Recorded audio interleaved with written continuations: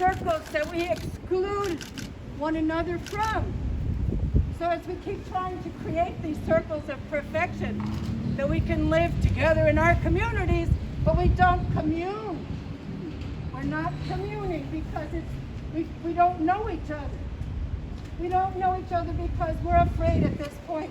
I would like to acknowledge there are people standing here who are traumatized and are standing here shaking today. And when I say that, please do not minimize what I'm saying. There were people within earshot of our town's common where some of these KKK neo-Nazi stickers were found, and this isn't the first time. We had Patriot Front recruitment stickers on Main Street in October during our election season to intimidate voters and to recruit the Patriot Act, the Patriot Front people who eventually stormed our Capitol on January 6th. And some people were so surprised, but some of us were not. We've seen these warning signs for such a very, very long time. Last night, a police report was made, and it was also communicated to the FBI that within earshot of the town's common, voices were heard saying, "Don't worry, we're the KKK. We'll take care of this." I have a pretty good idea who's saying that. I have a pretty good idea who's saying that, and I know this for a fact. There are cameras all over this town. There are cameras on our town common, cameras in front of all of our fire stations, and they were paid for with Homeland Security money. But they're never consulted when something like this has happened. And why might that be? I am going to put out a conjecture here only, without any names. The reason why is because they don't want to see that it may be one of their own. Very likely is one or more of their own. This is scary for me to say. I live on Church Street. And it's not my first time around with these people threatening me, threatening my community, vandalizing my home, death threats in my planter. No, it is not the first time. And do I feel protected in this community? No, I do not. So if you hear a lot of emotion in my voice, I am letting it out. I am giving it to you in full voice on behalf of those who are too afraid to. I have been standing up. I have been standing up in front of them all of my life. I have had my own child's life threatened by people who told me what she was wearing that day. Did the FBI help me? No, no, no. And that's a very long story. And this isn't about me. I'm willing to share my story, and I am willing to stand here with you, not for you. Not for you, with you. I am not an ally. I am your sister. I am your sister. We are a family. We are a dysfunctional, messed up family that does not know how to talk to each other anymore. This is why I invite you, all of you, to join me now every first Sunday of our month. From here probably for the rest of my life. I don't know. I've done these things for years and years and years of my life.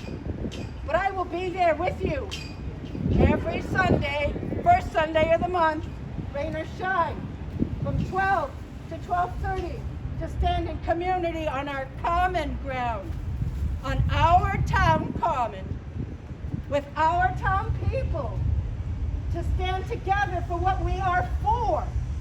What our yes looks like. What does the community of yes look like? We are so beautiful. Red and yellow, black and white. And we need more than performative gestures. We need more than putting Black Lives Matter flags up there, because that will create a backlash that is so predictable. Because the snakes go back up on the town common the next day.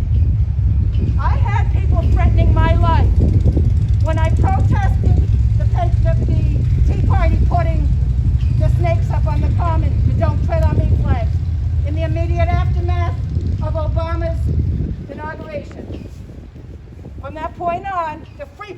this town, the KKKers in this town had my name and address online, and I was receiving death threats. I had trucks going up my street with all of the nasty stuff like that because I protested a flag on our common that didn't belong there because it was in violation of regulations. And I will make the same claim about a Black Lives Matter flag because it's outside the circle. Because it isn't one that is agreed for our common town, our municipal property. And so it's not that I don't think Black Lives Matter.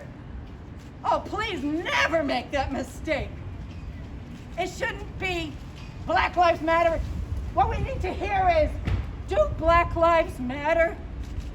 Do Black Lives matter? Absolutely. Yes. Do Black Lives matter? Every day. Do Brown Lives matter? Every day. Do Yellow Lives matter? Every day. White Lives matter? Every day. Do Queer Lives matter? Every day. Do crippled people's lives matter? Every day. Old people? Every day. Young people? Every day. Rich people? Poor people? Do we matter? Absolutely. Do you matter? Absolutely. I love you so much, and I hope you'll be with me on the first Sunday of the month, every month, from 12 to 12:30 to stand on common ground, because we are a family under one sky. Dysfunctional, maybe, and we don't have enough room to invite you all, but I do want to say for those of you who are observing Ramadan, thank you for being here while you are fasting. Thank you for being here in a difficult time.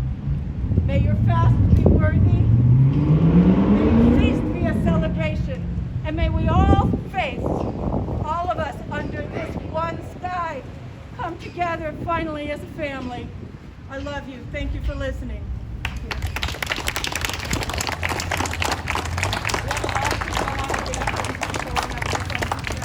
And Brother Gary to come up as well. Apparently here, Ashley, she has had discrimination against her daughter in this town, and she would like to speak, and then Brother Gary can speak. Oh, how much goes the license plate? Hey guys, this is my first time speaking like this, so sorry.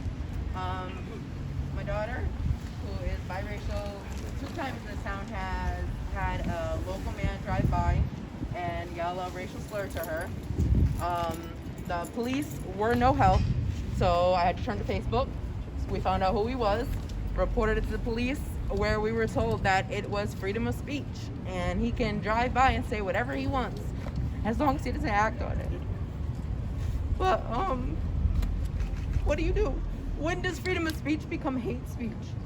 How is it that a grown man can drive by and just call a 6-year-old child, you know, the N-word multiple times and just get away with it? And when I reported it to the police, he's well known, they said, so, you know, when something like this happens, obviously, I reported that to the police because I had screenshots, because when the police wouldn't do anything, I did something, and we made a fake profile, we got him to admit everything he does around town, I forwarded it to the police, and they didn't do anything, and so they asked for that again, but the moral of the story is there's hate here, been hate here for years, so if Warren, the town of Warren, has residents that are blatant enough to drive by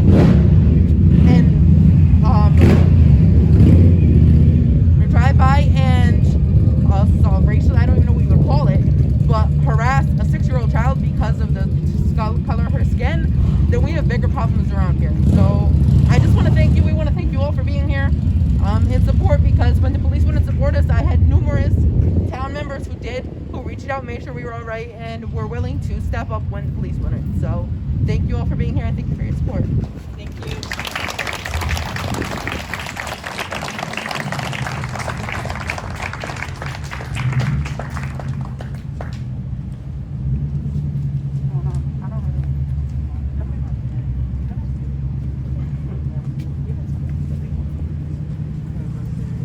Good afternoon, everybody. Man, we're back at this again, I see. Unbelievable. My name is Brother Gary. I'm the founder and executive director of the Black Lives Matter, Rhode Island. So, you know, when you talk about racism in America, this is what we go back to 30 to 100 years, to 30 to 40 years ago. We're back at this again. We started out with the flags. You know, hatred is really common, right? But when it spreads of hate across New England, in towns such as like this is a horrible thing. And everybody here can stop it.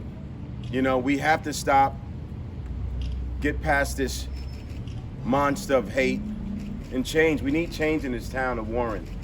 We have to look at our neighbors, our family, our friends.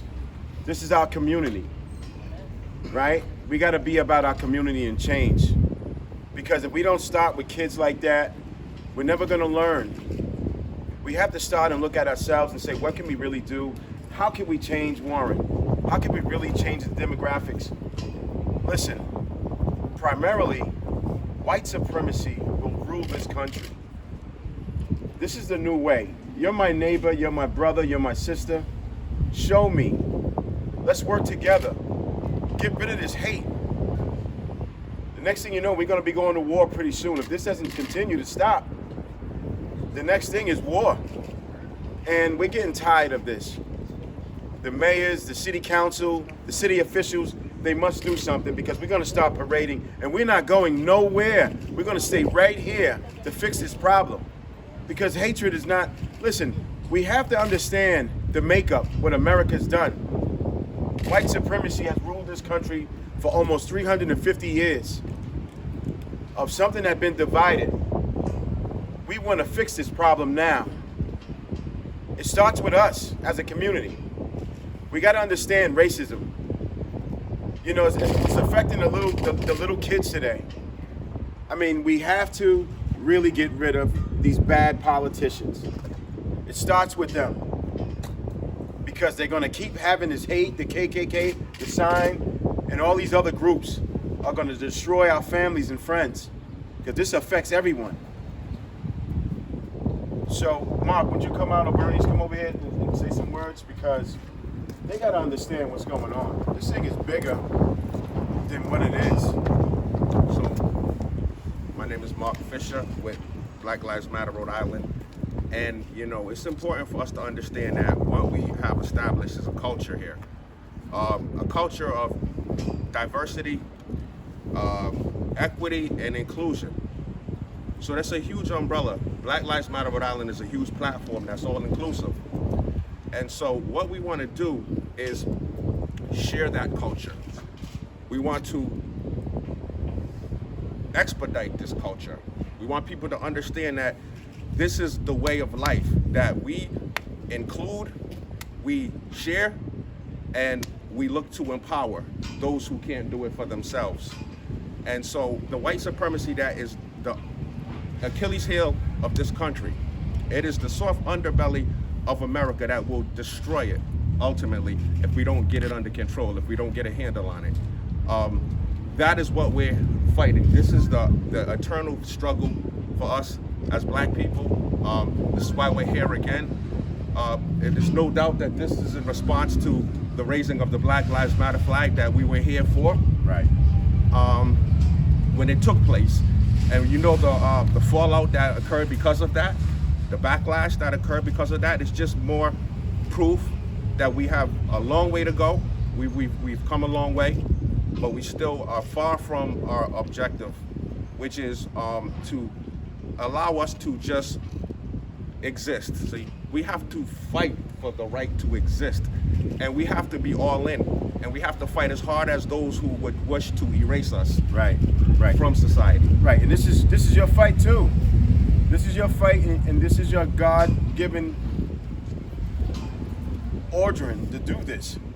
Like, this is the God's given right to do this. This is a natural thing for you guys to understand white supremacy. It's deep-rooted, and to understand it. Hi everybody, my name's Bernice. I'm the policy advocate with Black Lives Matter Rhode Island, and I'm seeing some signs around here that hate has no home here. hate has no home at Black Lives Matter Rhode Island either. And so we stand with you. We are here to lead with love and to stand with you in solidarity against hatred. And unfortunately, it's not surprising to when I got the call from Daishel about what was happening here, what was being posted around your town here. And that's why we're here, because we stand with you. And we have to call it out every single time. Black Lives Matter. Black Lives Matter. Black Lives Matter. Black Lives Matter. Black Lives Matter. Black Lives Matter. Black Lives Matter. Black Lives Say it Matter. louder. Black Lives Matter. Black Lives Matter. Black Lives Matter. Black Lives Matter. We gotta change. Let's change. One love, y'all. Thank you, Mel. Asian lives matter. The LBG community, their lives always matter. We must fix the problem in America, right? Where we go to bed at night, we turn off the lights, we all the same color, inside and outside, right? My color shouldn't apply to being discriminatory against across this world. Every single time that black people in America are murdered, they compare that to, it goes back to slavery. And we try to make that fit in the same boat, in the same category. Because education to white America is a must. It don't matter how old, how young, we must learn from each other. From the past, we can't fix the past, but you got the time to fix the future. We cannot dwell on the past, but let's talk about right now what's happening. It must stop. Black Lives Matter. Black Lives Matter. Black Lives Matter. Black Lives Matter. Black Lives Matter. Black Lives Matter. Thank you. Thank you. I'd like to introduce my husband, who's a veteran and a master sergeant from the Air Force, but I also would like to recognize any veterans that we have here. Can anyone that's a veteran please raise your hand? Thank you for your service. Thank you. Mr. Christopher Bynum.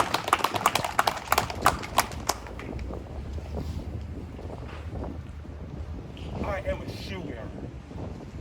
I enjoy my privilege of wearing my shoes. Any kind of shoes I want, anywhere I want, anytime I want, without being bothered. That's my privilege. I love my shoes. But I look around here and I see some of you people, you're wearing shoes too. You know what? I don't like it. I don't like it because if you're wearing shoes, that means that one day, some random pair of shoes I want to wear, I will be able to get because you're wearing them. And I don't like it. You said your feet matter? No, all feet matter. All feet matter because this is America. And if you don't like it, you can leave. Does that sound stupid to you? Amen. It is stupid. She called me up here to read a poem that I wrote last month, 2 months ago. I didn't say that though, sorry. This is about equality. And my feeling about equality is that we need to stop asking for it because we were born with it. That's our human right. I can't see.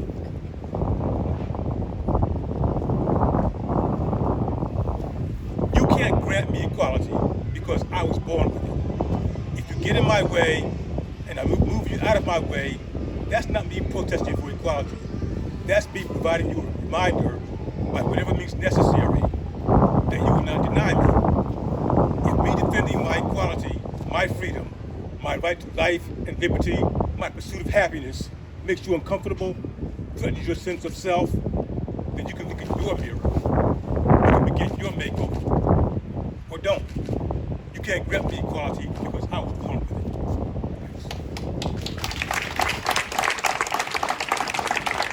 You know, we tell our children to be careful of the monsters, right? The imaginary monsters that are under our bed. But we don't tell them about the monsters that are out in our community. The monsters that are telling people that only nuclear values matter, right? And traditional families, and my religion is better than your religion. And you can't have that job, you can't drive that car, you can't cross the street because you're this color, or because you love this person, or because you worship this God. You know what? We are the monster advocates. We need to tell everyone that no matter who you love, what color your skin is, where you work, what kind of car you drive, where your house is, who your family and friends are, you matter. Everyone here matters, and everyone here is an advocate.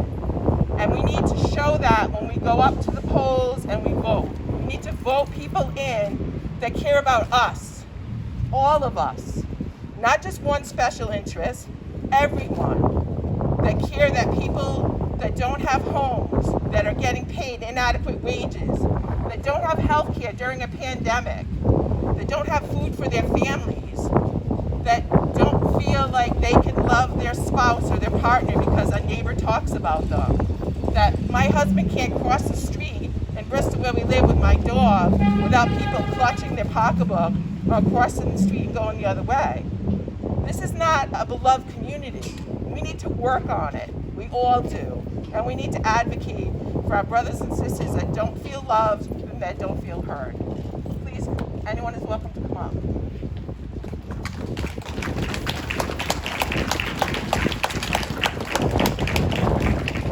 Hi, I would just like to invite you all to the monthly Black Lives Matter vigils in Barrington. We're meeting from 1 to 2 o'clock next Sunday, the 25th.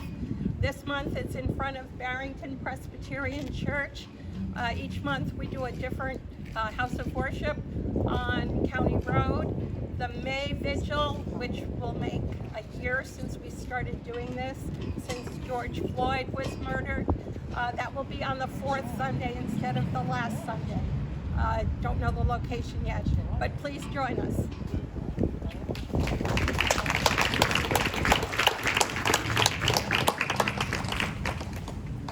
Throw my hat in the ring. All right. I have lived and breathed this town for 30 years. My family has been a part of this town for a very long time. Okay? When I started seeing all this on Facebook with the KKK stickers and everything else, I never thought that in this town that this would happen here. I see so many people here and I'm like, you know what? I have friends here that I love. Like, we get together every year and we celebrate Christmas together as a family. It's just so hurtful that I see this stuff in my town. And when this pandemic hit, it hurt my family even more. Because the fact of the matter is this: people didn't want to stand next to me because I was Filipino. We're all Americans. Amen. We're Americans first. And whatever we are is second. It was hurtful to stand at a Walmart and people back away from you because they thought you were the one that brought the virus here.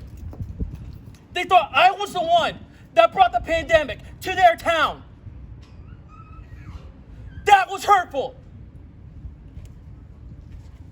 Even to this day, I still get looks from people. They back away even more than 6 feet because they think I was the one that brought the pandemic on their doorstep. Okay? We're all in this together. Amen. We are all in this together, folks. We are all in this together. So I say to you, we need to end the hate now, because if we don't, it's going to get worse. Like, I never thought in 30 years of living in this town. Like I said, I have lived and I have breathed in this town. I am proud to be a part of this town. Okay? Granted, I'm not white, but I am damn proud to be a part of this town. My family is proud to be a part of this town. We've always thought this was a safe community for us until I saw all that crap on friggin' Facebook. That upset me a lot. Because I never thought in this day and age that we would be turning the hands of time backwards. Not here. Not now. Not ever. Not ever. Not ever. So I say to you, Black Lives Matter. Stop the Asian hate. Amen. We didn't bring it here. Amen. Don't look at the Japanese. Don't look at the Filipinos. Don't look at the Cambodians like they were the one that brought the pandemic here. Okay? We're all in this together. That's what you guys gotta understand. We're all in this together, no matter what. Thank you. Thank you.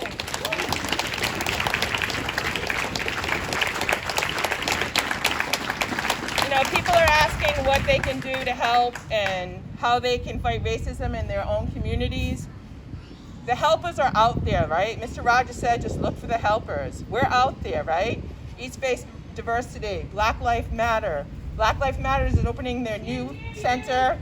Black Lives Matter is opening their new center in Pawtucket on May 1st. You can show up and you can support them. You can register to vote. You can watch our neighborhoods for signs and stickers. When you see something or someone says something in front of you that's a microaggression, you check them right then and there. Every single time.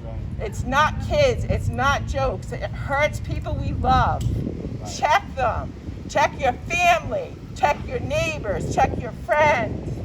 Check your parents. Check your kids. Check them. It's 2021. There is no reason for hate to be on our streets, to be in our homes, to be in our hearts and our souls. We don't allow it. You can't allow it. Not today, not ever. That's right.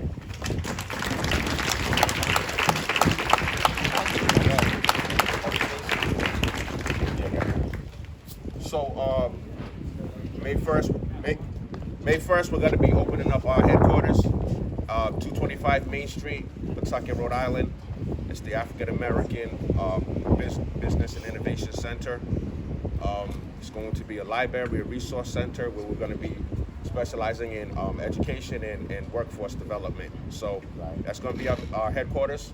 If you want to get in touch with us, you could come down there and check us out. You can follow us on Facebook at BLM Rhode Island.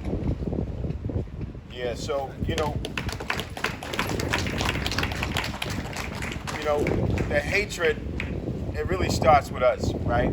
These are not kids that's putting out these ridiculous hate literature. And these are adults that's doing that. These are not children. So just look at that and pay attention, because the mindset of us is terrible.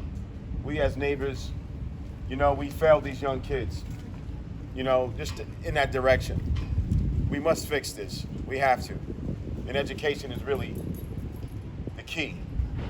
Strongly, I advise people to get involved to their communities to fix this problem. This is a pandemic. And, it divides the country. It divides us as people. So let's make this happen. We got the grand open May 1st. And if you have any type of complaints of racial discriminating, give us a call. We'll come out and try to work with you guys. So thank you again. Thank you, guys.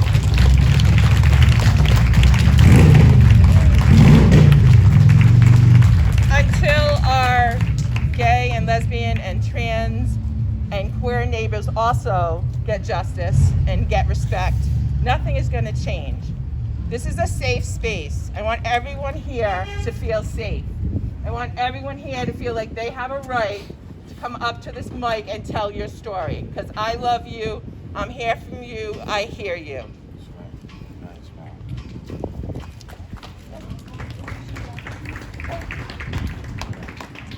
Hi, everybody.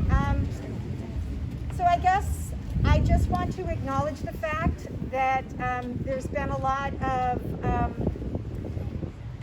there have been a few statements today about getting involved and running for public office and being really thoughtful about who you elect.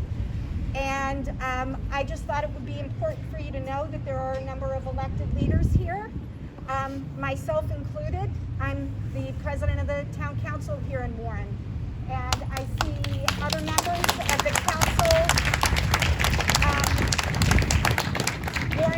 members of the Warren Council, members of the Bristol Council, our elected representatives who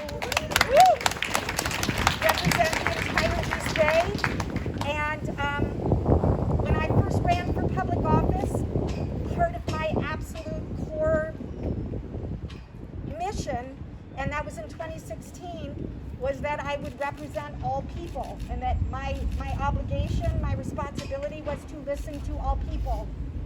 And I believe that I do. Some of them I disagree with, and that happens. But I believe that it is my responsibility to hear you and to work for you. And that's what I am trying to do, and that's what we are trying to do.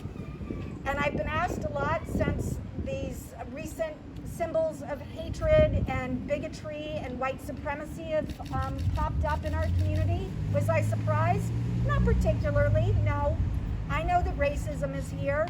I'd like to believe that it has no home here. It's not welcome here, but it is here. It is here across the region. It is here across the country. It exists in our world. And I stand against it. I object to it. I denounce it in every way, shape, or form. But I feel like it is these times where we as a white person, and so many, only really get sort of motivated when we can personally identify with other people's humanity, and that's wrong. I don't want to feel like I can only identify with your humanity when I'm experiencing some similar feeling of just sort of disgust or feeling like particularly victimized because something ugly is happening. We can't let up.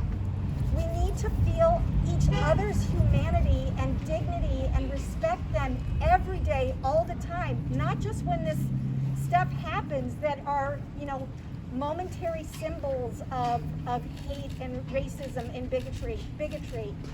I always want to be in touch with everyone's humanity and everybody's right to exist and be recognized and be loved in our community and in our world. And I vow to try to carry that forward and do whatever needs to be done to ensure that that is how we live. And I've been asked now by a number of news and media organizations, how I feel about it. And I said it the other day, hatred, racism, bigotry, all of these acts of violence are learned things. You are not born into this world with hatred in your heart. You are taught it. You are educated into it. You are indoctrinated into it. You are you see examples of it, and you become part of it. And that is not natural. It is not healthy. We were not born to believe that we are better than anybody else. That is learned, and we must educate that out of society. It is wrong. And so it feels good in one sense to see this sense of community and see all of these people here coming together and standing together. Let's not let it just sort of be a thing that happens today. I love the thought that these groups, that people are meeting more and more often. Let's just all hold it in our hearts every day, every moment, and call out hatred, bigotry, racism whenever we see it, and stand with each other. So, thank you all.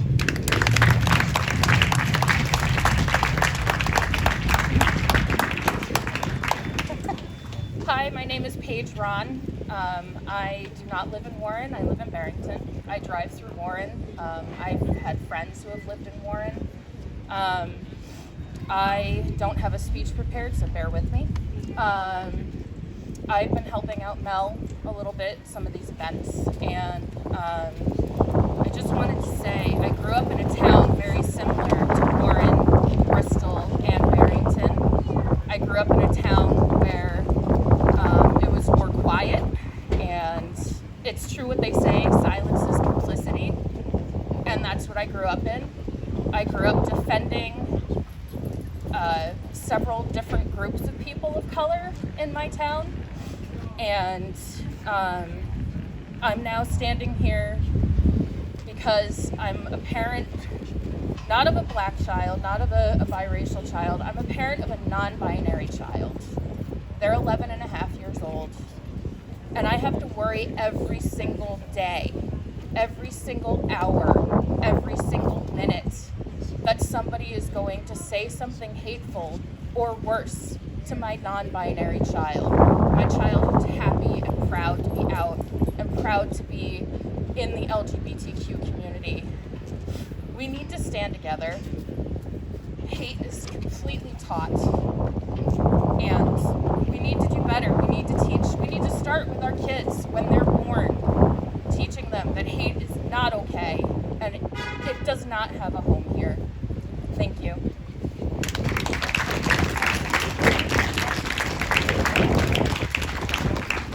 Hi, I'm Lilia. I live in Bristol, love Warren, love Rhode Island, just moved here 2.5 years ago. But what I'm hearing over and over again is that our country and our political system is basing everything on scarcity.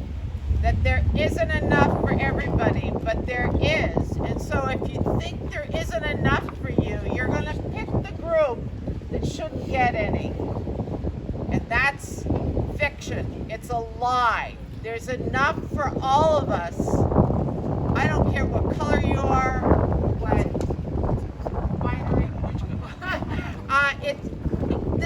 this is fiction. And we all start to live, particularly white people, in understanding that there is enough to go around. We just have to make it happen. We have to distribute it in a way. People should have free education. They should have a place to live. They should have food in their stomach. And most importantly right now, they should have health insurance. This isn't about whites getting it because blacks can't have it because there isn't enough for whites. There's enough for everybody. And if we start living in a culture that's based on plenty, there's enough for everybody, and God knows there should be enough love for everyone. I think we can start moving beyond me versus him. And that's just really come home to me as I started to read The Sum of Us by Heather McGhee. So if you haven't read it, I recommend you read it. Yes, she's a woman of color, but it's not about that. It's about the fact that we don't have scarcity. That's a mental state. So we need to move away from that. And I think this is wonderful that everybody came out.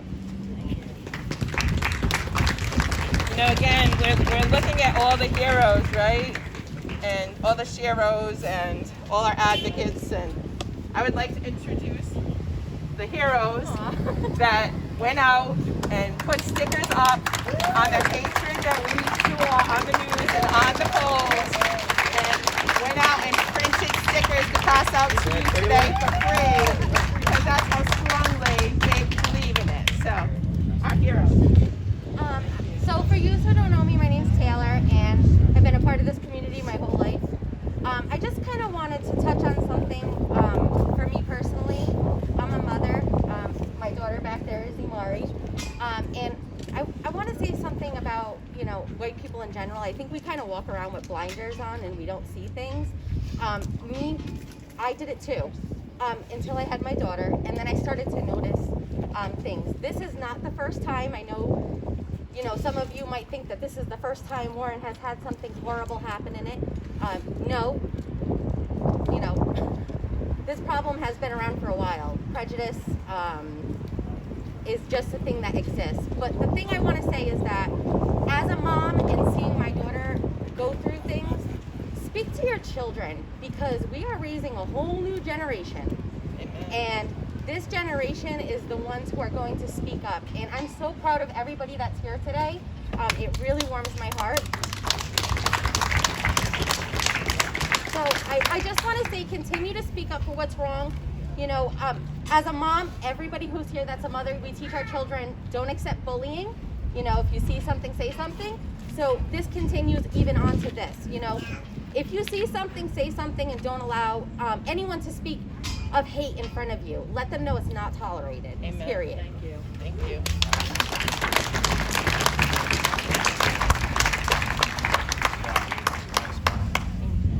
A lot of us heard from people this week on social media after we did interviews, or we shared things on our Facebook page. We put stickers up, and people We're telling us, like, shh, just ignore it. It'll go away. You know, this isn't frozen. This is why I'm wearing this mask. We're not going to let it go, right? We're going to stop it. Because hate has no home here, right? Let me hear it. Hate has no home here. Louder. We want to hear it in Bristol and Barrington. Hate has no home here. One more time. Hate has no home here. That flag belongs to all of us. We are all patriots. We are not going to let them hijack our flag and hijack patriotism, because every single one of us has a right to be a patriot, to love our country, to love our neighbors, to speak up for ourselves, to speak up for our families and our loved ones. Don't let them